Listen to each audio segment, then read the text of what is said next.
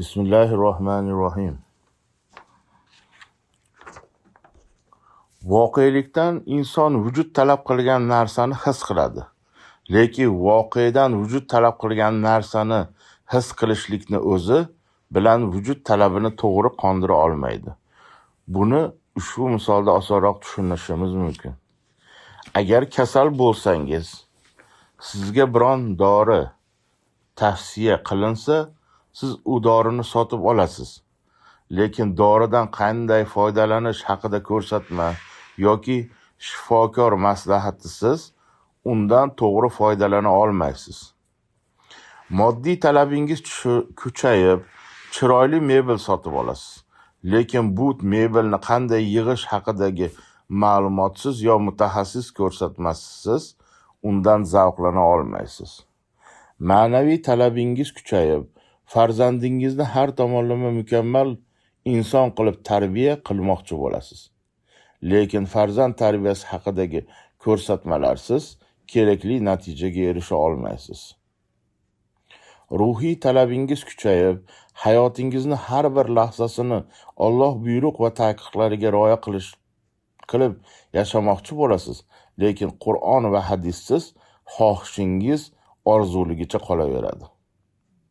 Qisqa qilib aytganda, vujud talablarini to'g'ri qondirish uchun inson voqeadan vujud talab qilgan narsani his qilishlik bilan bir qatorda shu voqea haqida to'g'ri ma'lumotga ega bo'lmog'i kerak.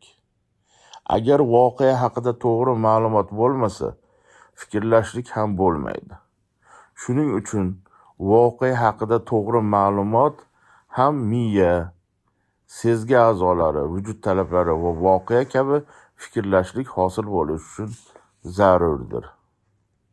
Shunday qilib biz fikrlashlik hosil bo'lishi uchun zarur bo'lgan 5 ta elementni ko'rib chiqdik.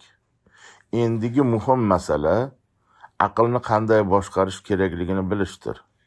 Masalaning muhimligi shundaki, agar inson aqlini to'g'ri boshqarsa, u vujud talablarini to'g'ri qondira oladi. Har bir to'g'ri qondirishdan so'ng vujud keyingi kattaroq va muhimroq narsani talab qiladi. Inson hayotidagi eng muhim narsa esa butun olamlarni yaratgan Alloh taolo irodasi bilan o'z ruhiy talabini qondirishdir. Vujud talablarini bunday tartibli rivojlanishini chaqaloqni ulg'ayish misolida ko'rish mumkin. Faqat uzviy talab bilan dunyoga kelgan chaqaloq vaqt o'tishi bilan moddiy talab hosil bo'la boshlaydi. Bu uni har xil o'yinchoqlarni talab qilishida ko'rinadi. Ulg'ayib borishi bilan u kim bilandir o'ynashni talab qiladi. Begonalardan qochib o'z yaqinlariga intiladi. Bu boladagi ma'naviy talab hosil bo'lganligini belgisidir.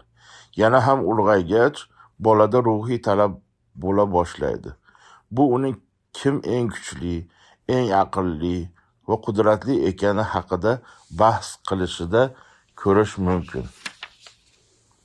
Bolada ruhiy talab paydo bo'lish vaqti u balog'at yoshiga yetishi bilan boshlanadi.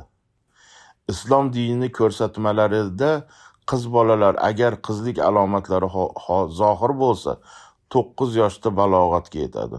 O'g'il bolalar agar erkaklik alomatlari zohir bo'lsa, 12 yoshda balog'atga yetadi.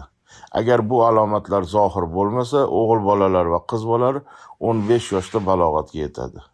Vujud talablarini bunday go'zal suratda o'sib borishi va uning to'g'ri qondirish natijasida inson faqat Alloh taoloni o'zigagina qullik qilib, bu borliqda xalifa bo'lib yashaydi. Lekin ko'p odamlar bunga shubha qilishadi. Bu shubhalardan haqiqiy musulmonlar hayron bo'lishmaydi. Chunki bunga farishtalar ham shubha qilganlar. Qur'oni Karimda aytiladiki, ey Muhammad alayhissalom eslang. Parvardigoringiz farishtalarga men odamni yerda xalifa qilmoqchiman deganda ular aytdilar, u yerda buzg'unchilik qiladigan, qonlar to'kadigan kimsani xalifa qilasanmi? Holbuki biz hamd sano aytish bilan seni ulug'laymiz va sening nomingni mudom pok tutamiz. Alloh aytdi, men sizlar bilmaydigan narsalarni bilaman. Baqara surasi 30-oyat. Ko'rinib turibdiki, Bunday go'zal qonuniyatlarni o'zida mujassam qilgan inson bekordan bekoriga yaratilgan emas. Dunyodagi barcha mavjudotlarni mavjudlik ma'nosi bo'lgani kabi, insonni ham o'z mavjudlik ma'nosi bor. Bu Alloh taologa qullik qilish va uni yerdagi xalifasi bo'lishdir. Hadisi qudsiyda aytiladiki: "Ey mening bandalarim, bilinglarki, men sizlarni bekorga yaratgan emasman, behudaga ham yaratganim yo'q va men sizlar qilayotgan amallaringizdan g'ofil emasman." Qisqacha qilib shunday aytish mumkinki, inson faqat unga xos bo'lgan martabaga ko'tarilishi uni o'z vujud talablarini to'g'ri qondirishligiga bog'liq. Vujud talablarini to'g'ri qondirishlik esa aqlni to'g'ri boshqara olishga bog'liqdir.